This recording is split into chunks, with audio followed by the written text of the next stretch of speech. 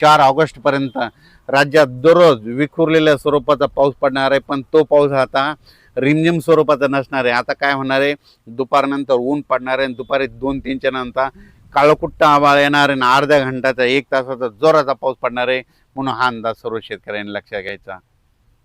तर राज्यात जिल्ह्यावाईज सांगायचं झालं तर सुरुवातीला आपण इकडं जे वंचित जिल्हे आहेत त्यांच्यासाठी सांगतो। एक म्हणजे सोलापूर जिल्हा, सोलापूर जिल्ह्यासाठी आनंदाची बातमी। हे यात्रा परतल्याच्या नंतर म्हणजे आजपासूनच माझी यात्रा निघाली की लगेच राज्यामध्ये सोलापूर जिल्ह्याला देखील चांगला पाऊस पडणार आहे, म्हणून आनंदाची बातमी। धाराशिव जिल्ह्यात देखील पाऊस पडणार आहे, लातूर जिल्ह्यात देखील पडणार आहे, ह्या 5-6 दिवसामध्ये पडणार आहे।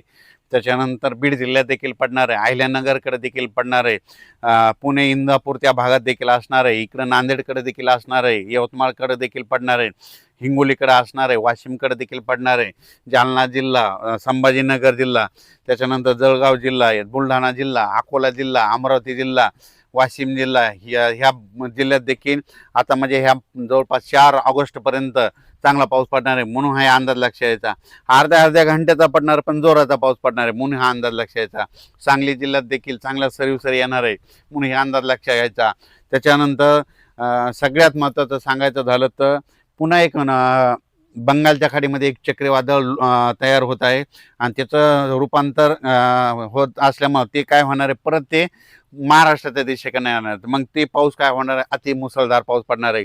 चंद्रपूर, नागपूर, वर्धा, भंडारा, यवतमाळ, अमरावती, त्याच्यानंतर नागपूर इकडं, त्याच्यानंतर इकडं जळगावकडे जाईन, पुन्हा इंदोर, भुवनेश्वर, इंदोरकडे जाणार आहे, बुरामपूरकडे तसं जात जात पुन्हा इकडं नाशिककडे जाणार आहे, पुन्हा नंदुरबारला मुसळधार पाऊस पडणार आहे। असं करत करत ते पाऊस पुन्हा नाशिक एरियाकडे वळणार आहे, सुरतकडे जाणार आहे, गुजरातकडे पडणार आहे, त्याच्यामुळे काय होणार आहे, परत नाशिककडे पाऊस पडणार आहे, त्याच्यामुळे परत पुन्हा एकदा नद्याला पाणी वाढणार आहे। जे धरण क्षेत्राचा कॅचमेंट एरिया त्यामध्ये पाऊस येणार आहे, म्हणून त्यासाठी आनंदाची बातमी। म्हणजे सांगायचं झालं तर आणखीन जवळपास 4 ऑगस्टपर्यंत राज्यात बऱ्याच भागामध्ये पाऊस पडणार आहे, म्हणून हे अंदाज सर्व शेतकऱ्यांना लक्षात घ्यायचा। अर्ध्या तासाचा पडणार आहे पण जोरदार पडणार आहे, म्हणून हे अंदाज सविस्तर लक्षात घ्यायचा। तर माझा परभणी जिल्हा म्हणून परभणी जिल्ह्यात देखील आज दुपारनंतर, आज 25 तारखेला देखील दुपारनंतर चांगला वेगवेगळ्या भागात जोराचा पाऊस पडणार आहे, म्हणून परभणीकरांसाठी आनंदाची बातमी। त्याच्यानंतर इकडं नाशिक जिल्ह्यामध्ये त्र्यंबकेश्वर, नंदुरबार जिल्हा, धुळे जिल्हा त्या पट्ट्यामध्ये देखील आता जवळपास 4 ऑगस्टपर्यंत पावसाचा दौर असणार आहे, म्हणून अंदाज लक्षात यायचा। मुंबईकडे चालूच राहणार आहे, मग त्याच्यानंतर इकडे इगतपुरीकडे चालू राहणार आहे, इकडे पुणे, कोपरगाव, शिर्डी ह्या परिसरात देखील पाऊस असणार आहे। त्याच्यानंतर उजर, अकोले, संगमनेर तिकडे पाऊस पडणार आहे, पुण्याकडे पडणार आहे, म्हणून आणि त्याच्यानंतर घाटमाथा, कोकणपट्टी हे देखील पाऊस पडणार आहे, म्हणून हा अंदाज सर्व शेतकऱ्यांनी लक्षात घ्यायचा। पण आता हे राज्यात आता हे पाऊस कधीपर्यंत राहणार आहे, आज हे 25 जुलैपासून ते 4 ऑगस्टपर्यंत आज देखील काय होणार, असंच ऊन कडक पडणार आहे आणि ऊन कडक पडल्याच्या नंतर काय होणार आहे, दुपारी 2:30-3च्या नंतर काळाकुट्ट आभाळ येणार आहे आणि अर्ध्या घंट्याचा, 22 मिनिटाचा, 15 मिनिटाचा जोराचा पाऊस पडणार आहे आणि सगळ्या शेतकऱ्यांसाठी आनंदाचा पाऊस असणार आहे, म्हणून हे लक्षात घ्यायचा।